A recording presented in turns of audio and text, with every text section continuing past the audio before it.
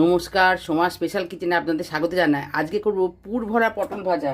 আপনারা দেখতে থাকুন। এই যে পটলটা গোটা এরম চেঁচে নিতে হবে, গাটা এরমভাবে চেঁচে নিতে হবে, গাটা পুরো চেঁচে নিয়ে এই বোটা দুদিকটা কেটে নিলাম। এই যে কেটে নিলাম, এই যে চেঁচে নিচ্ছি আমি গাটা।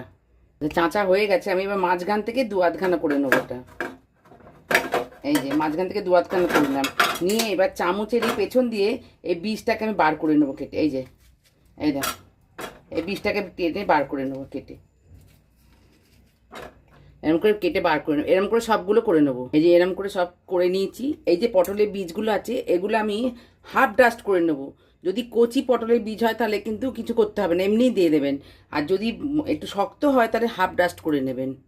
এই যে পোস্ত, কাঁচা লঙ্কা আর নারকোল, এটা আমি বেটে নিয়ে আসছি। আচ্ছা, কড়াটা গরম হয়ে গেছে, আমি এবার এতে তেল দিচ্ছি, অল্প করে তেল দিয়ে এই পেঁয়াজ কুচোনোটা আমি দিয়ে দেবো, ভাজবো।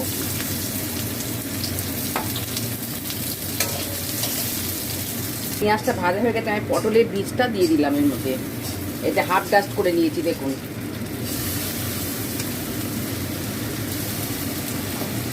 দিয়ে আবার এটাকে ভাজবো। এবার আমি একটা পোস্ত, নারকোল, কাঁচা লঙ্কা বাটাটা দিয়ে দিচ্ছি। এটা দিয়ে আবার কষবো। এটা হলুদটা দিয়ে দিলাম, একটু চিনি দিচ্ছি, আচ্ছা পরিমাণ মতো নুনটা দিয়ে দিলাম, দিয়ে আবার কষবো। আচ্ছা, এটা আমার ভাজা ভাজা মতন করা হয়ে গেছে, এবার এটা নামিয়ে নেবো। এটা হয়ে গেছে, আমি ঠান্ডা করে ফিরে আসছি।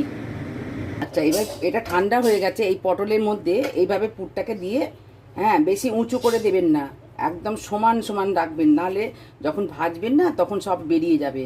এই দিয়ে এবার এবার এটা রেখে দেবো। এরকম করে সবগুলো আমি করে নেবো। এরকম করে সবগুলো আমি করে নিয়েছি, এবার আমি ভাজবো। কড়াটা গরম হয়ে গেছে, আমি এতে সর্ষের তেল খানিকটা দিয়ে দিলাম, ভাজবার মতন দিলাম। আচ্ছা, একটু 2 চামচ ময়দা আমি একটু শুধু জল দিয়ে, নুন টুন কিছু না, শুধু জল দিয়ে আমি গুলে নিয়েছি। এই এরকম হবে, এই যে এরকম ঠিক হবে। এটার মধ্যে ডুবিয়ে আমি ভাজবো। এই যে এই ময়দার মধ্যে শুধু যে দিকটা স্টাফিংটা আছে সেই দিকটা শুধু ডোবাবো, গোটাটা না। এই ব্যাস, এইরকম করে এই ডোবাবো। এরকম করে সবগুলো আমি ভেজে নেবো। এই যে এই যে এই যে এরকম করে